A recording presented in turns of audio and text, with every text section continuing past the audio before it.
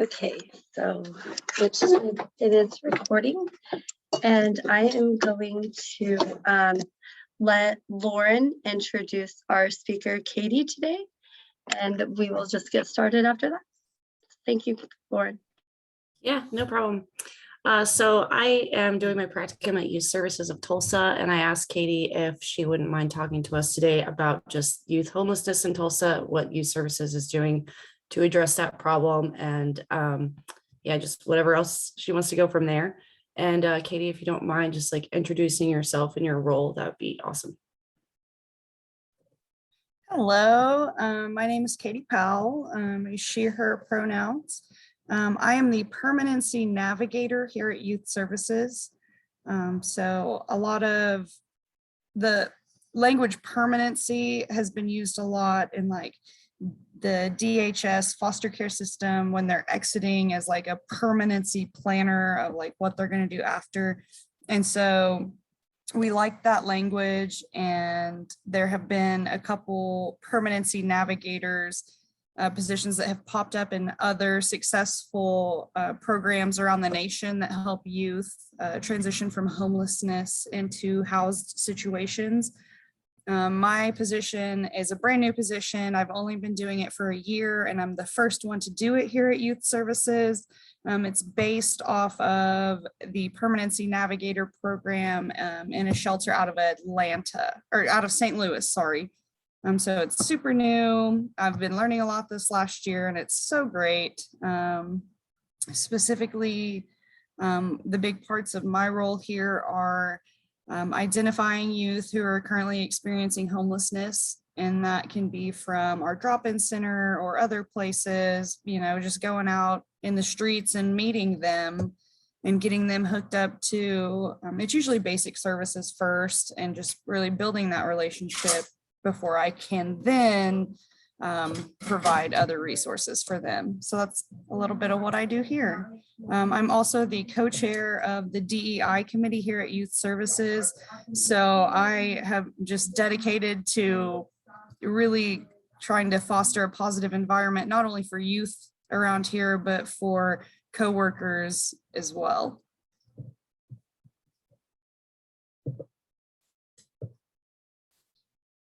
I have some slides to talk a little bit more specifically about what we do. So in Youth Services, we have across the street as an agency, we serve youth who are from 12 years old to 25 years old. So we have contact with some youth from when the time they're 12 years old to when they're 25 years old.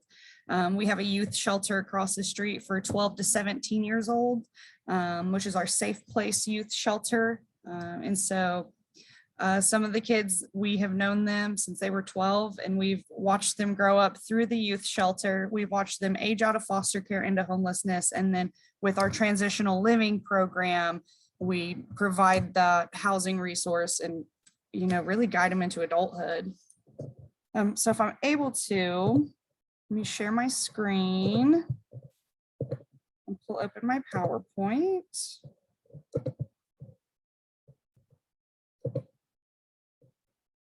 So like I said, I'm Katie Powell. I work for the outreach department here at Youth Services. And so our outreach department covers kind of two areas. And the first is being street outreach.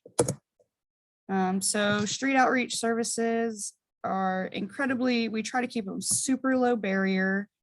Youth do not have to have an ID. Youth do not have to pass any sort of test. All they have to be is 16 to 24 years old. And the street outreach team goes out and does what we call street outreach. So we drive around to the different homeless shelters, the Salvation Army, the day center. If we get reports from the community that there's a homeless youth at a quick trip in Midtown Tulsa, you know, we'll go out there. If we get reports that of homeless youth anywhere in the Tulsa metro area, we will go and try to just build those connections, and, you know, we can give them a ride to YST and help them get plugged in. So the services we provide to the youth who are experiencing homelessness is we have a drop-in center here, and it's open from 11 to 4, Monday through Friday. And we just try to keep it super low barrier because most of these youth all have been just totally sold out by every single adult in their life. They don't have good relationships. They don't have good boundary setting skills. So we just try to model those things and, just really build trust and build relationships so that when they're ready to seek other resources like housing or, sober living program, whatever they're ready to seek, we have built that trust so that they trust us to help guide them through that process. Like I said, we call it the station. It's just the drop-in center, and it's here on Youth Services campuses. It's open from 11 to 4, Monday through Friday. All of the services that we offer are totally free. The youth come in, they're greeted by a street outreach staff and our security guard. We try to foster a super safe space. So absolutely, we check, make sure they don't have any weapons. If they're in a bad mood or if they kind of seem like they might be volatile, just again, building those relationships, building those connections to be like, hey, it seems like you're not having a good day. Why don't we go chat about that or whatever? And they'll come in. We have a hot meal every day. We have private showers. One thing about the youth who come and access our services is there's not a transitional age youth homeless shelter anywhere near the Tulsa area.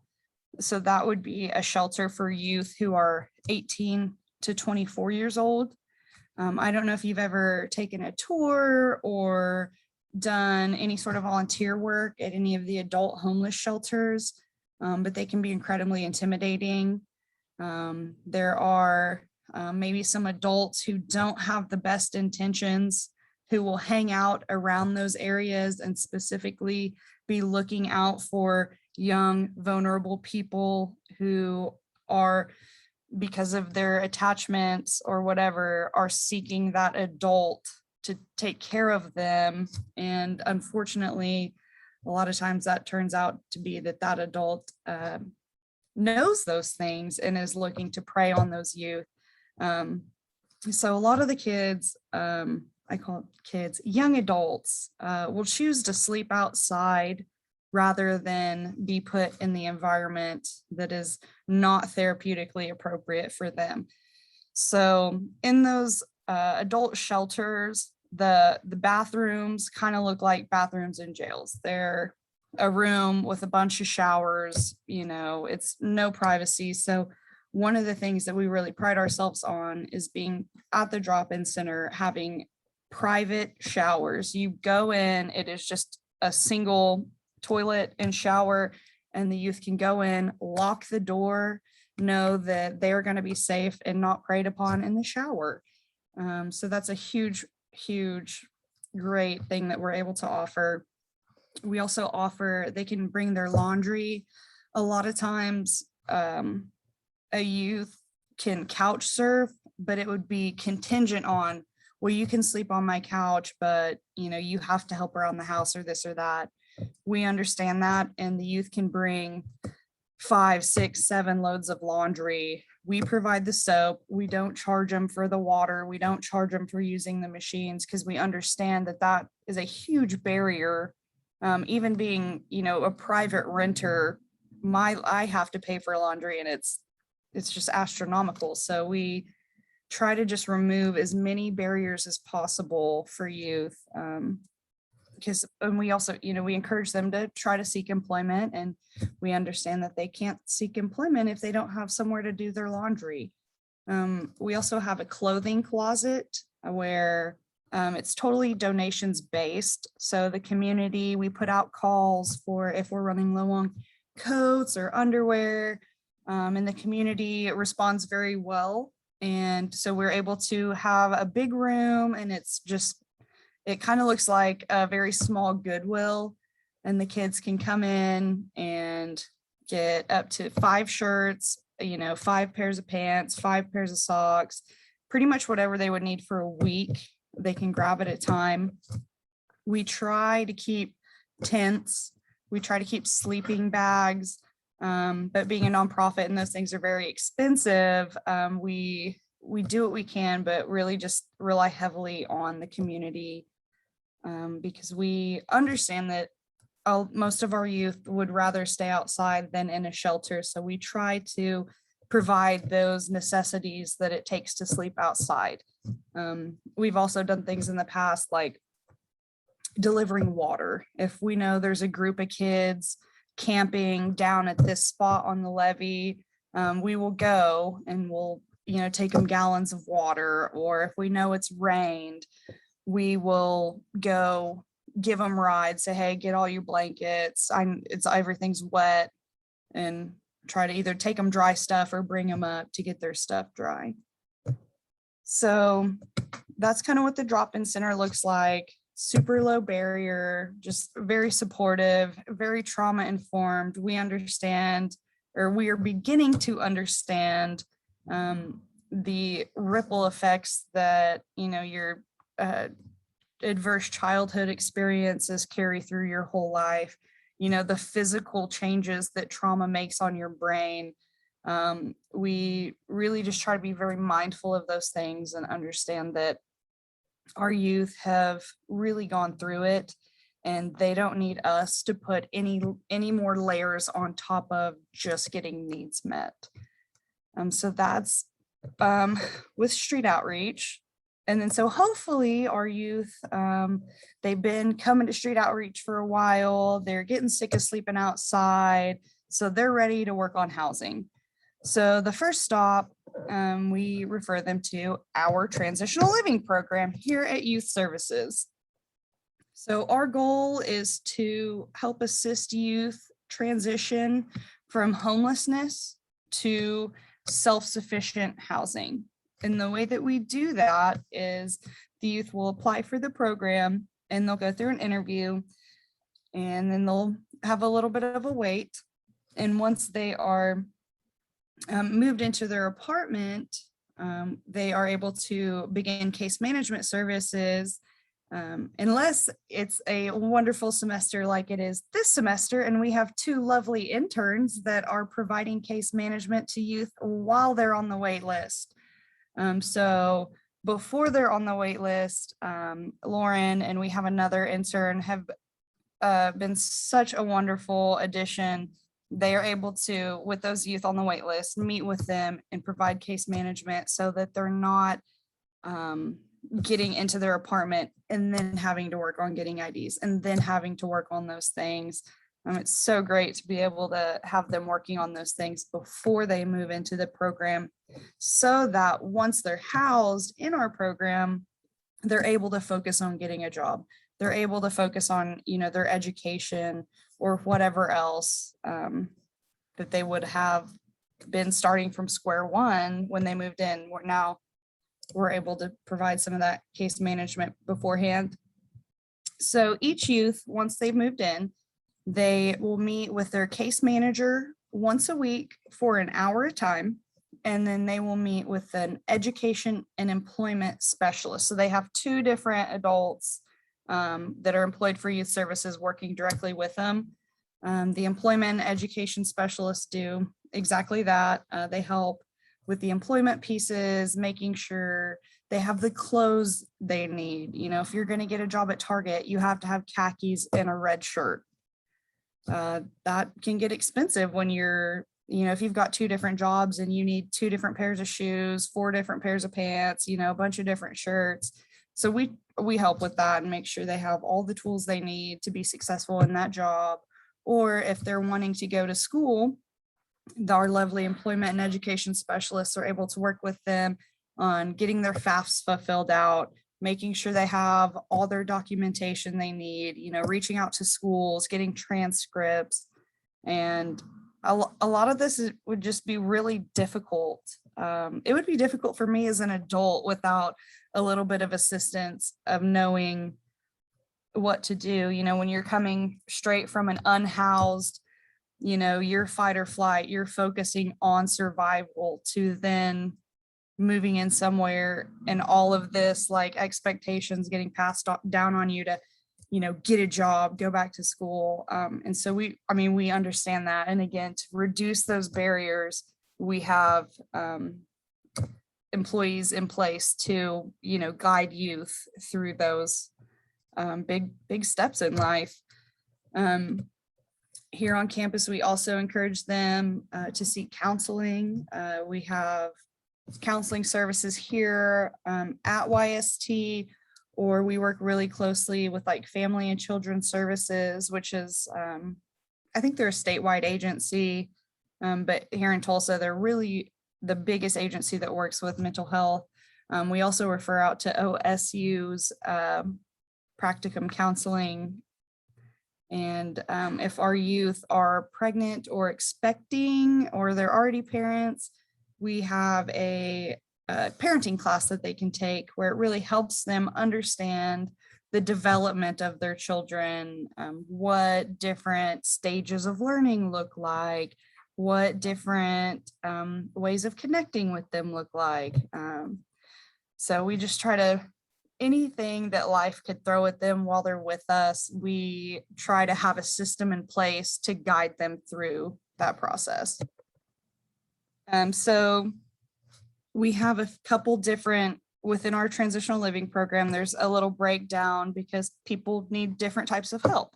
So track 1 is just our traditional transitional housing. So a youth who is pretty able to, they would be able to work, they would be able to go to school with relatively little to no difficulty. They're just going to be our transitional track 1. Track 2 is going to be our youth who might have some significant mental health or, developmental learning disabilities, and they would need more intensive case management. And so that's our track 2. And we have a specific case manager who works with them. That case manager's caseload is a little bit smaller because of the more intensive needs of the clients. The clients in track 2 would be, the ones with they need more help. And so at the end of their program completion, we would be seeking either permanent supportive housing or some other type of subsidized supportive housing. Track 3 is just our pregnant and parenting track. So they still have the same case management requirements, but they just have a little bit more programming offered to them geared specifically towards parenting. And then rapid rehousing is for youth who have little to no income, but are able to work. They just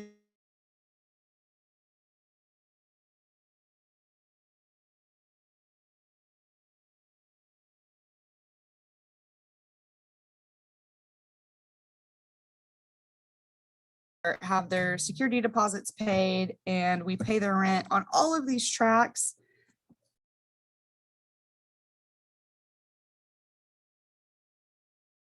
While the youth live with us, they're expected to pay us 25% of their income as like quote unquote rent.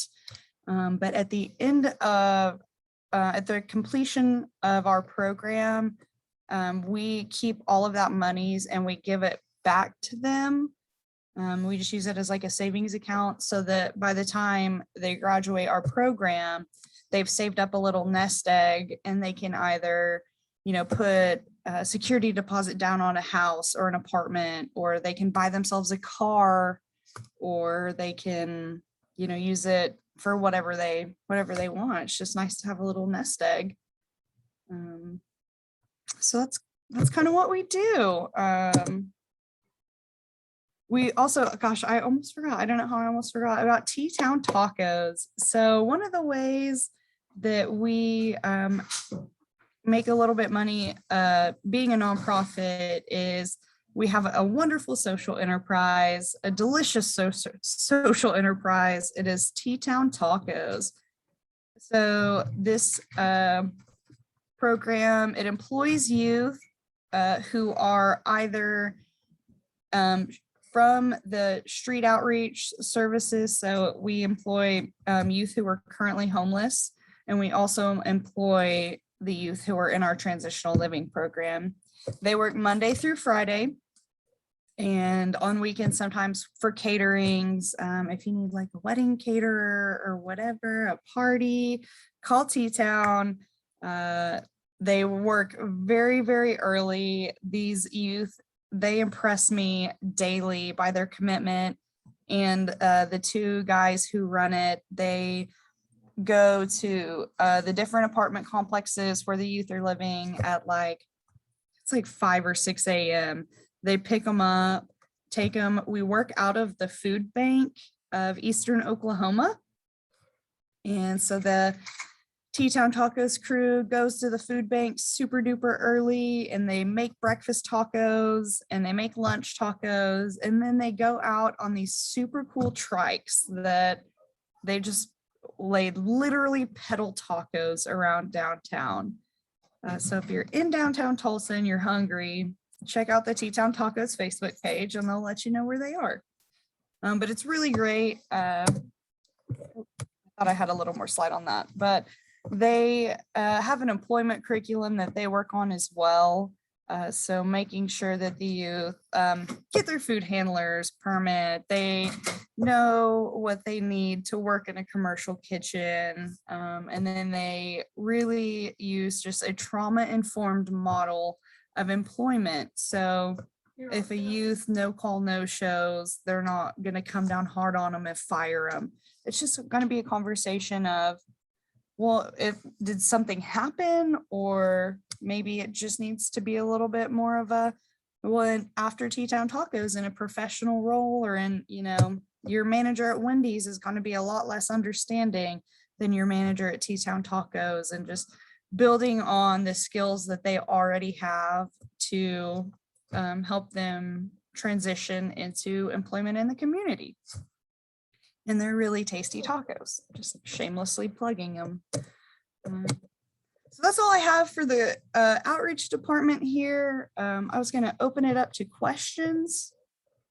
If anybody has any questions for me, comments, thoughts, aspirations, dreams. I just want to say thank you, Katie.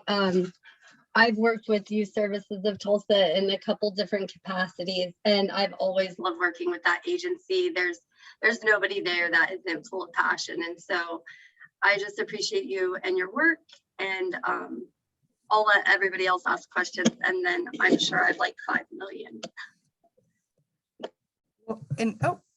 And if you love us so much, you should check out our employment opportunities that are open on the Youth Services website. I just got to get through practicum. I'm doing a block, so I have 34 hours of practicum a week I have to do. And then in May, I'll be licensed and come your way. I have a question.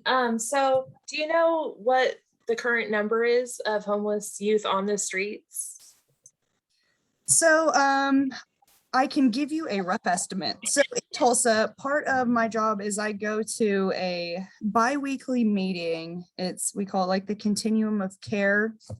And it is through Housing Solutions of Tulsa, is kind of this umbrella that puts on these meetings. And so we go down a list actually of every youth who has been identified as homeless in Tulsa. So last week, there were about 140 kids on the list. So, and I've seen it fluctuate, usually no less than 100. I've never seen it get bigger than 165. But yeah, it's quite a bit. There's always need, and it is so incredibly difficult for youth to get housed. It's with the housing market being like it is, it has just been impossible. We, the Oklahoma Housing and Finance Authority, OFA, just did this crazy cool thing where they gave the homeless community in Tulsa at large 100 emergency Section 8 vouchers. And so it was like youth services. Yeah, it was incredible. And so we were able to get, I think, 12 youth. So 12 of those out of 100. But even with having those vouchers and a guaranteed, I mean, they're guaranteed to pay their rent every single month as long for, and they're permanent as long as the youth stay under the the income requirements. All they have to do is reapply every year, and it's a permanent thing. We've only had one youth be able to sign a lease and move in just because the availability of 1-bedroom apartments, especially 1-bedroom apartments that accept a Section 8 voucher, is none. So. And so I have a question, another one related to that. Now with the 850 Afghani evacuees that just came to Tulsa, I know that they're also competing for housing. And have you had any evacuee youth come to YST? That's a great question. We have not at least to the street outreach side of it. That would be, not that I'm like excited to have like a bunch of, people experiencing homelessness, but be like, that would be really great to make contact with them. And I'm a feather ruffler. I like to go into meetings and be like, this is what we're doing, so what are you going to do about it? So I'd love to get involved in that conversation, but I have not had the privilege to do so yet.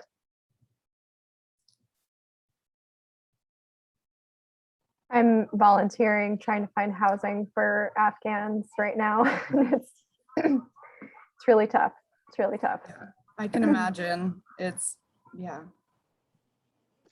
I also had a, Sorry, go ahead. yeah, sorry. I just had a very random question, but is the wish list that you have up on the website, is that current? Is that pretty just kind of all the time, or are there any like specific really big needs that are the most, the mostest right now? So I think they do their best to try to keep that up to date. I think Facebook, I know we thought like our company website should be the most, but like everybody else, we use Facebook a lot. So I would check Facebook. I know just from personal, what I know we need right now, in our clothing closet at Street Outreach, we are like out of coats. All we have is like very small coats right now. And it's getting pretty cold. So we definitely need coats. We've got a ton of hats. We don't have a lot of gloves. And then Is that all kid sizes, even like the size 10, 12, all the way up? Or do you guys not it do would very be, small so kids? like for our clothing closet, mostly it's adult sizes. And a lot of people, like, they hear youth services and they think, oh, like kids stuff. We get a ton of great, wonderful, like little kids stuff donated, which then we try to turn around and make sure that gets in the hands of, there's like a Fostering Hope clothing closet, so for like foster kids. So we try to make sure if we get that kind of stuff, it gets in the right hands. But even with our youth shelter, the youngest kids there are 12 years old.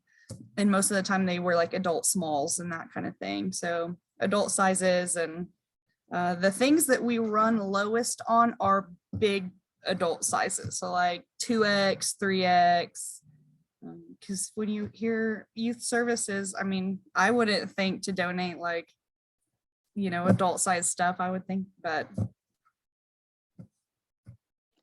I have a question. Your youth that you get in the youth shelter, 12 to 17, is that primarily sexual and gender minorities? Or do you see that being like a top reason that they're displaced from their home, they're kicked out, or what? determined? So a good number of the youth at the youth shelter are going to be like awaiting foster placement. So it's going to be mostly kids who are involved in DHS custody that don't have placement or they're waiting on placement. That's a big part of that. They do offer, it's like respite or respite care. So if it's hitting the fan at home and the parent needs to drop the kid off for a couple days, they're able to do that. And then the other part of who would be there would be young people who access Safe Place. So they go to any ambulance, police car, Quick Trip, anywhere with that Safe Place sign, and they say they need a safe place. And then we will dispatch a volunteer to go triage that situation. And if it's appropriate to bring them back to our youth shelter, that's what we do. I had heard of respite services, but I did not know that that was a part of that. So that's really awesome. Yeah. I was like, where is it? Where do they go? I thought it was just like a random, like another foster home that they could like drop them off at. But that's really nice that it's actually YST. That feels safer to me. Yeah, in Tulsa, it's YST. And then in Oklahoma City, because Safe Place is a national program. And so it just differs city to city which the Safe Place shelter is. But yeah, in Tulsa, YST, I believe, I don't know if it's the only Safe Place shelter, but fun plug about that. Last year, the person who is now the coordinator for the transitional living program was the coordinator for the Safe Place program, and she actually won Safe Place Coordinator of the Year last year. Yeah, super great. I take a lot of pride in our youth shelter because there's some kind of rough ones around, and I'm very proud of the work that my coworkers do across the street. They do a really good job of that trauma-informed care and making sure that the youth know that they are safe there, that the adults there are there for them to take care of them.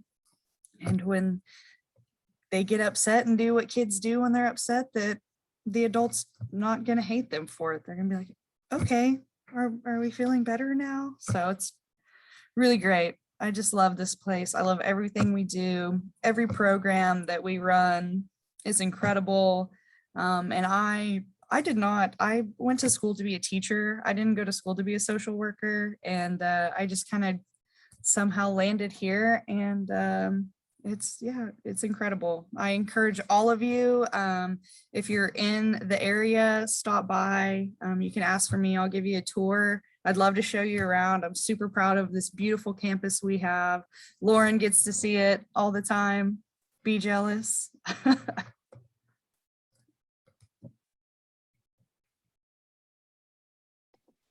My favorite supervisor ever in life is over there, Beth Edwards Fetlick.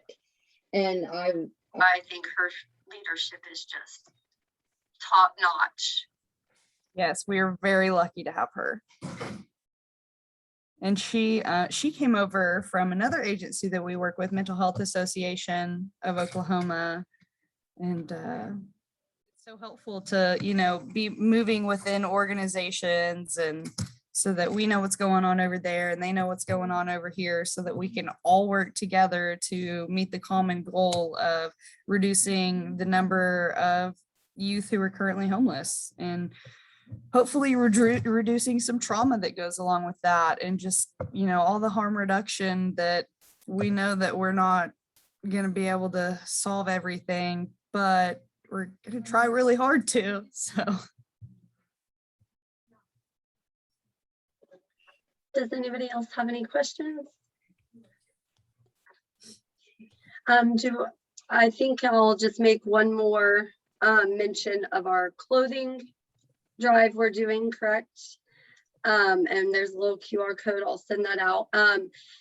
If Lauren, I can either get you a list of everybody attended, and you can email out the slideshows, or if you want to forward them to me from Katie, I will get people those. Again, thank you, Katie, so much for sharing your time with us today and your resources. Youth in Tulsa are definitely our most vulnerable population. And so the work you guys are doing is really incredible. If anybody else has anything, if not, we'll wrap it up and I will see you guys at the gratitude dinner on Wednesday, 5 o'clock. We're going to be doing a little rock, paper, scissors throwdown. So everybody bring them hands. Appropriate hands. I have one thing, Alyssa. Yeah. Can I, I'm putting together some winter bags, you know, for the homeless population. I've already purchased hot hands, like a big deal of them off Amazon. I got like, there's like 50 of them.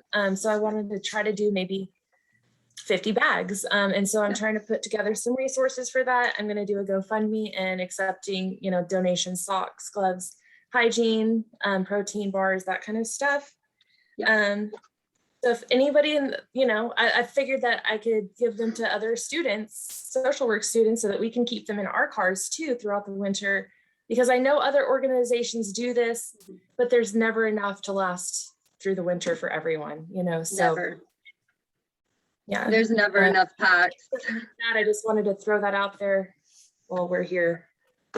Thanks, Thank you, yeah. Krista. And if you're going to be at the gratitude dinner, Yeah. I can talk to you more about that then. I'd love to help. Great. Thank you. Yeah, I'll be. We could have like a pack party or something where we just all bring the stuff and like line it up like we used to do in street outreach. Yes, And definitely. That's what I would like to do. Yeah, and we definitely love to have you there. So we will see everybody Wednesday. I sent out an email to our executive team if you guys can catch that for me. And that is all. Thank you again, Katie, so much. I hope to work with you soon. Yeah. And Thank Let's go graduate. I put my email in the chat. If anybody thinks of anything, whenever you just want to say, hey, drop me an email. I love like being able to talk to people and network. It's like, oh, you're going to go to work for them. Great. What can we do together? So thank you for having me. I feel like I talked quickly and a lot and everything happens in my head and I try to get it all out. So if I think of anything I missed, I'll pass it to Lauren to pass around. And if you think of any questions or please reach out to me and I'd love to hear from you. Thank you. You did fabulous, by the way. Thank you. Thank you. Bye, guys. Bye.